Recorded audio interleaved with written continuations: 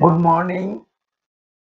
আজকে স্বাধীনতার 79th ইয়ার।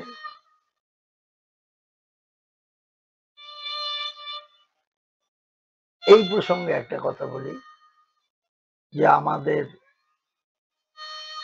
79th independence ডেতে শপথ নেওয়া উচিত প্রত্যেকের, যে আমরা সবাই সচেষ্ট হয়ে আনএমপ্লয়মেন্ট প্রবলেমকে সলভ করব। আনএমপ্লয়মেন্ট প্রবলেম যদি 50%ও সলভ হয়, তাহলে আমাদের দেশের পার ক্যাপিটা ইনকাম বাড়বে। আর পার ক্যাপিটা ইনকাম বাড়লেই দেশের গ্রোথ হবে।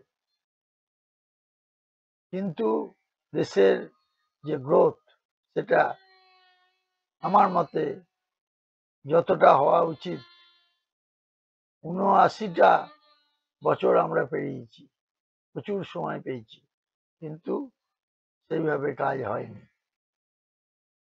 আমি আশা করব ভারতবর্ষ আবার সুদিন হবে, ভারতবর্ষ আবার আস্তে আস্তে নিজের পায়ে দাঁড়াবে, এই আশা আমি রাখি। আর প্রত্যেককে বলছি, এসে গেছে আমাদের আইবিপিএস এর পিওর যে পরীক্ষা, এটার অ্যাডমিট কার্ড ইস্যু হয়ে গেছে গতকাল। সুতরাং যারা পরীক্ষার্থী আছো, ভালোভাবে খাটো, চেষ্টা করো। যাই হোক, এবার কাজের কথা আসি। আমার এক রিলেটিভ খুব অসুস্থ হয়ে গেছিল, তাকে দেখতে গেছিলাম কদিন। যাই হোক, আবার সে সুস্থ হয়েছে, খুবই ক্লোজ ছিল, যার জন্য আমি কয়েকদিন ভিডিও দিতে পারিনি, এই জন্য আন্তরিকভাবে দুঃখিত। তা গতকাল যে স্টুডেন্টরা পড়তে এসেছিল, তাদের ইংরেজির এই প্যাসেজটা দেয়া হয়েছিল, কিন্তু প্যাসেজটা পুরো কমপ্লিট ছিল না। যে বই থেকে নেওয়া হয়েছিল সেটা পরে দেখা গেল আরো প্যাসেজটা আছে, কারণ স্টুডেন্টরা বলছিল যে এটার বক্তব্যটা কি বোঝা যাচ্ছে না। সত্যি তাই, বক্তব্য বোঝা যাচ্ছে না। সেই জন্য আমি ডিটেলসে কালেকশন করেছি নেট থেকে, দিয়ে এখানে যেটা বলা হয়েছে সেটা আমি একটুখানি তোমাদের শোনাচ্ছি, তাহলে তোমার জিনিসটা ক্লিয়ার হয়ে যাবে। হ্যাঁ, আর এটা বক্তব্যটা যদি পরিষ্কার করে না থাকে, তাহলে তো অনেকাংশে অসুবিধা না। এবার এটা মনে হলো যেন অর্ধেক রাস্তায় শেষ হয়ে গেছে, কিন্তু তা করলে তো হবে না, অর্ধেক রাস্তায় শেষ। এই জন্য গল্পটা আমি প্রথমে একটু বলছি, তারপরে তোমরা দেখো। The great king Krishna Dev Raya had a lot of wise ministers in his court, and the wisest of them all was Tenali Raman. One day, a merchant came to the king's court from a foreign kingdom. He saluted the king and said, "Your Majesty, I have heard from many people that you have very wise ministers in your court. But with your permission, I would like to test the wisdom of your ministers." This aroused the king's interest, and he gave the merchant his permission. The merchant gave the king 3 dolls that looked identical. He said, "Though these dolls look similar, they are different in some way. If your ministers can find out the difference, I shall bow to their wisdom. But if they cannot, I will assume that there are no wise ministers in your court. I will be back in 30 days for the answer." The king asked all his ministers except Tenali Raman to assemble. He gave them the 3 dolls and told them to find the difference in the dolls in 3 days' time. But At the end of 3 days, none of the ministers could figure out the difference. The king got worried, and now he called Tenali Raman. He said to him, Tenali, I did not summon you before because I thought that this problem will be too simple. But since no one has been able to find the solution, it is up to you now. Please find the difference between these dolls.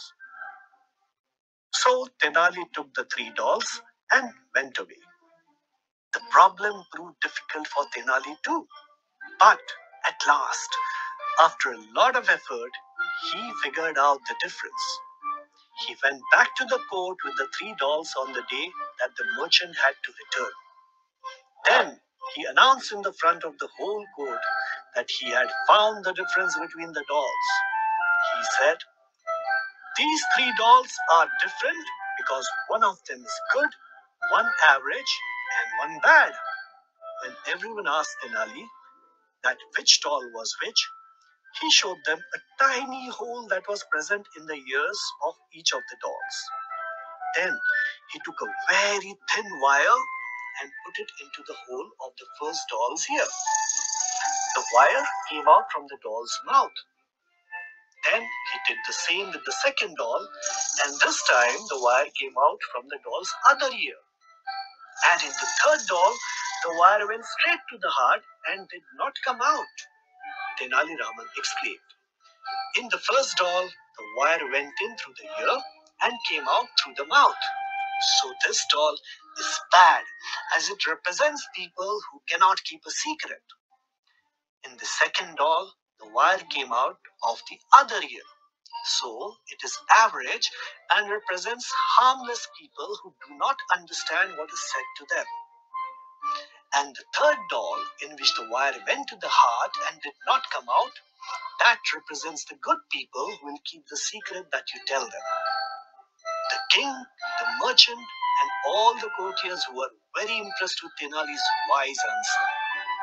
Then Tenali said, But there can be another explanation too. The first doll represents people who gain knowledge and spread it among others, so it is good. The second doll represents people who do not understand what they are taught, so it is average.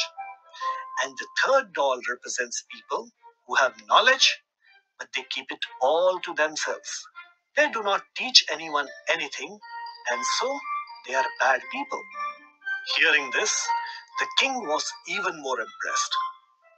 He asked, Can there be any other explanation? And so, can you think of a third explanation to answer the king? এইটা ছিল পুরো গল্পটা। এবার গল্পটা যদি পুরো না বলা হয় তাহলে এর উপরে যে প্রশ্নগুলো বেস করে আছে সেগুলো পারা মুশকিল হয়ে যাবে না? যাই হোক, দেখো, who was the wisest minister in the court of the great king? তাহলে এটা হবে তেনালি রাম।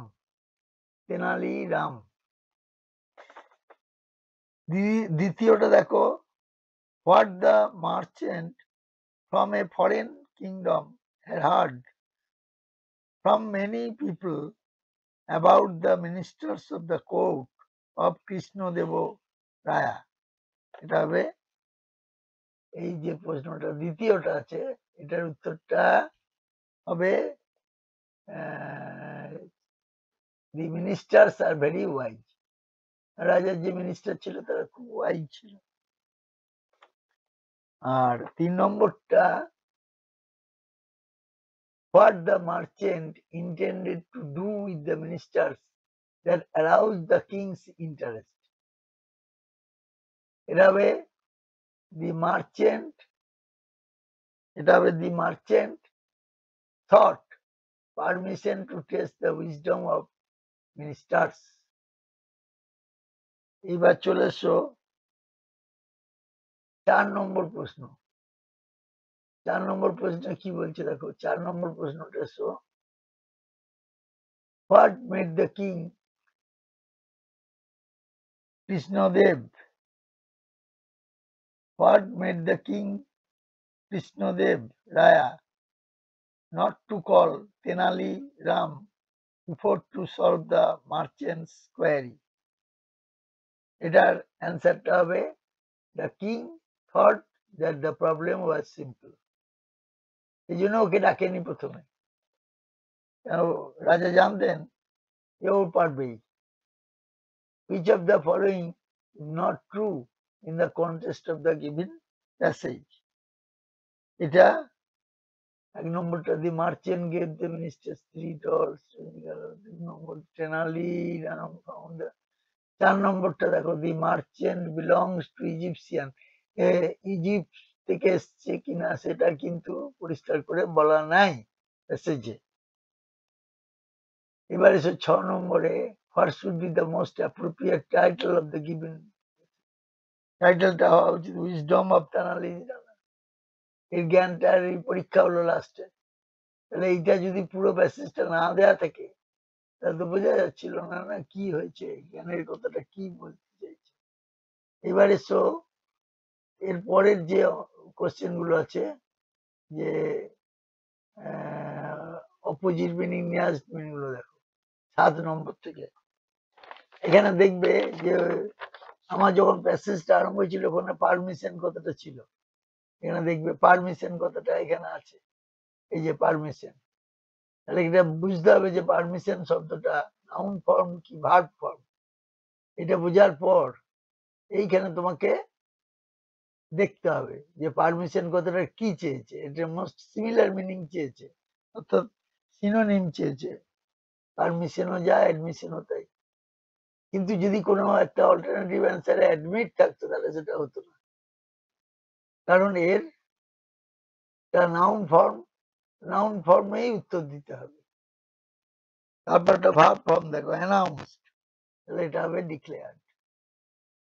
ডিক্লারেশন দিলে পরে হবে না উত্তর। আচ্ছা, এরকম পরীক্ষার সময় দেয়।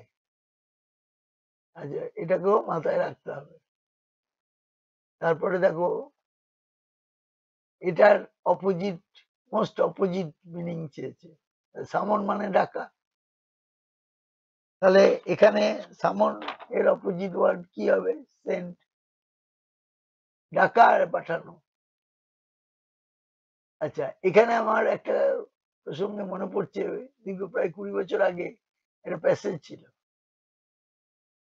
স্টেট ব্যাংক অফ ইন্ডিয়ায় পড়েছিল, ক্লারিক্যাল রিক্রুটমেন্টে। সেখানে একটা গল্প আছে, সেরকম বলছি গল্পটা। এক রাজা ঘোড়ায় চেপে বনের পাশ দিয়ে যাচ্ছিলেন। সেখানে দেখা গেল একজন অক্টোজেনারিয়ান আম গাছের চারা লাগাচ্ছে, প্ল্যান্টিং স্যাপলিং, স্যাপলিং মানে চারা লাগাচ্ছে। তখন রাজা, ওখানে ছিল বেকন, ইশারা করে ডাকা, এদিকে এসো, এরকম। তখন ওই লোকটি রাজার কাছে গেল। তখন রাজা বলছে, তোমার তো 80 বছর পুরো বয়স দেখছি, তুমি এই আম গাছের চারার জন্য কার জন্য লাগাচ্ছ? আম গাছের চারাগুলো কার জন্য লাগাচ্ছ? রাজা বললেন, কেন, আমি কিছুদিন পরেই মারা যাব, কিন্তু আমার যে পরবর্তী প্রজন্ম তারা খাবে। এটা শুনে রাজা খুব স্তম্ভিত হয়ে গেলেন এবং বিস্মিত হলেন। তখন এটা স্বর্ণ মুদ্রা পকেট থেকে বের করে দিয়ে বললেন যে এটা তুমি রেখে দাও, তোমাকে আমি উপহার হিসাবে দিলাম। খুব খুশি হয়ে গেল। এই ধরনের প্যাসেজ, এটা জ্ঞানের প্যাসেজও বটে। জ্ঞান, জনগণের মধ্যে যে চেতনা, এটা আমাদের ভারতবর্ষ থেকে আস্তে আস্তে কমে যাচ্ছে, ব্যক্তি স্বার্থটা বড় হয়ে উঠছে। যাই হোক, এবার তিনি যে কথাটা আছে, এটা হচ্ছে বিগ, তিনি মানে ছোট। এবার এই ছোট্ট ছিদ্র দিয়ে কানের সেই তার ঢুকিয়ে দিয়ে দেখলে না, শুনলে তো একটু আগে। এবার এই 11 থেকে 15 যেগুলো দিয়েছে, এর মধ্যে কি বার করতে বলেছে? যে grammatically meaningful, which one of the statement is grammatically meaningful, এটা কিন্তু ইনকারেক্ট। এই কথাটা কিন্তু তারা হয়তো ভুল করবে বা ইনস্ট্রাকশনটা পড়বে কি বলতে চাইছে।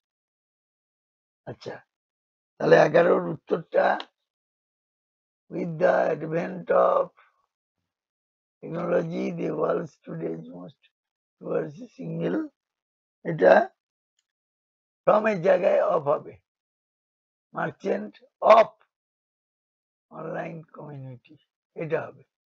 তাহলে একেরটাতে রং পাওয়া গেল। তাহলে 2, 3, 4, 5 এগুলো 4 দেখার দরকার নেই। এবার 12টা, despite the administrative database, এবার 13 এসো, 12 এসো, এখান থেকে 12তে এসো। In an environment, scientists can also employed আচ্ছা, হুইচ আর, এখানটা দেখো হোয়াট হবে না, হুইচ আর এইটা হবে। কারণ যেগুলো রিলেটিভ প্রোনাউন বা রিলেটিভ অ্যাডজেক্টিভ হয় তার আগের শব্দটাকে বলে অ্যান্টিসিডেন্ট। যেমন this is the boy who is honest, হুই এর আগে অ্যান্টিসিডেন্ট কে আছে? বয়। বয় নাউনকে প্রকাশ করছে। এইগুলো কিন্তু বাড়িতে তোমরা একটু দেখবে। গ্রামাটিক্যাল অর্থাৎ টেন্স, ভয়েস, ন্যারেশন এবং অ্যানালিসিস জানলে পরে, গ্রামারটা ভালোভাবে জানলে পরে ইংরেজিতে কোনো বাধা হয় না, মোটামুটি তোমাদের যা নলেজ আছে চলে যাবে। এবার 13 নম্বরেরটা আসি, এটা আর ফর্মাল ই আছে। 13 নম্বরে দেখো দেখতে পাচ্ছি ফর্মাল ডিসকাশন হয়। ফর্মালি ডিসকাশন কি করে হবে? ফর্মালটা অ্যাডজেক্টিভ ফর্ম হবে, ঠিক আছে? এই কথাটা ভুল আছে এখানে। এটা হয়ে গেল 13-এর 1। আর বাকি আমার তো দেখার দরকার নেই। 14 নম্বরে চলে আসছি, কনস্ট্রাকশন এম্পোরিয়ামে গেল, সায়েন্টিস্ট, এটা হবে দে আর, দে আর হবে, দে আর এম্পেরেটিক্যাল, এটা প্যাসিভ ফর্মে আছে। ভয়েস চেঞ্জটাও পড়ে নেবে একবার ভালো করে, টেন্স ভয়েস দুটোই জানতে হবে, নারেশনও অনেক সময় কাজে লাগে। তাহলে 14-2 হলো, ভাবটা নাই। তারপর চলে এসো 15 নম্বরে, আমরা এখানে one of the most crucial qualities of, ঠিক আছে? তারপরে দেখো পরে এটার মধ্যে কোনো এরর পাওয়া যাচ্ছে না, বেশ, তাহলে না, অল আর কারেক্ট। 16 থেকে 20-তে এখানে কি কি ধরনের ভুল থাকতে পারে সেগুলো বোল্ড, wrongly spelled হতে পারে, inappropriate in the context of the sentence হতে পারে, যা যা থাকবে এগুলোর মধ্যে হতে হবে। তাহলে 16-র উত্তরটা এইখানটা দেখো সাফার্ড, কারণ এটা present perfect tense, auxiliary verb has বসেছে, হ্যাজ বা হ্যাভ বসে, সিঙ্গুলার হলে পরে হ্যাজ, আর প্লুরাল হলে হ্যাভ, কিন্তু এই সাফারটা সাফার্ড হবে কারণ V3 ফর্ম হবে, ঠিক আছে? ভার্বের থার্ড ফর্ম হবে। আচ্ছা, তারপরে হচ্ছে 17-র উত্তর, একেরটা রিপ্রিহেন্সিভ করলেই হবে, রিপ্রিহেন্সিভ কালেক্ট, রিপ্রিহেন্সিবল হয়, রিপ্রিহেন্সিভ। আচ্ছা, তার মানে হচ্ছে মোরালি রং। এবার 18 নম্বরে দেখো এনিমিজ হবে, এখানটায় এনিমিজ ই হবে, স্পেলিং মিস্টেক আছে। আচ্ছা, 19 নম্বরে এসো, দিস ওল্ড ম্যান, এটা কোনো এরর নেই, এটা 5, কোনো এরর নেই, অল কারেক্ট এটা। তারপরে 20 নম্বরে এসো, স্নিজ বানানটা SN-EEZ হবে, SN-EEZ, স্নিজ। স্নিজ মানে হচ্ছে to have air come, sneeze, এটা ভুল আছে। তাহলে কোনো কোনো সেন্টেন্সে ভুলও থাকতে পারে, ইনঅ্যাপ্রোপ্রিয়েট হতে পারে। এবার আমি ইংরেজিটা এরপর আর যা আছে ডিসকাস করতে গেলে ভিডিওটা খুব বড় হয়ে যাবে, সেই জন্য আবার আমি পরবর্তী পার্টে বলছি। এখানে আমি 31 থেকে 35 যে অঙ্কটা আছে এটা আলোচনা করব, কি কি কভার করব আমি বলছি, এবং এখানে একটা ম্যাথস আছে, সেইগুলো যতটা পারবো বলবো, এবং 40-এর বিশেষ অঙ্কটা, 40-এর অঙ্কটা বিশেষ করে 100 ধরে করবো, কারণ যেখানে করা আছে 100 ধরে করায় নাই। আচ্ছা, আর কিছু রিজনিং আছে বলবো, এটা আমি তো বললাম তোমাদের আগেও যে 3টে পার্টে করবো, ঠিক আছে? 3টে পার্টে করবো, এগুলো আমি দেখাতে হবে প্রত্যেকটা, কোডিং ডিকোডিং, ঠিক আছে? যা আছে 3টে পার্টে করবো। এটা অ্যাকচুয়ালি এক ভাগ্নে দিয়েছিল, এবং 2টো ভাগ্নে আছে, একটা ভাগ্নে দিয়েছিল, ও গ্রুপে পড়ে, এবং আরেকটা ভাগ্নেরও কিছু প্রশ্ন আছে, সেটাও আলোচনা করব। ঠিক আছে, সবাই ভালো থাকবে, ভগবান তোমাদের ভালো রাখুন। Thank you very much.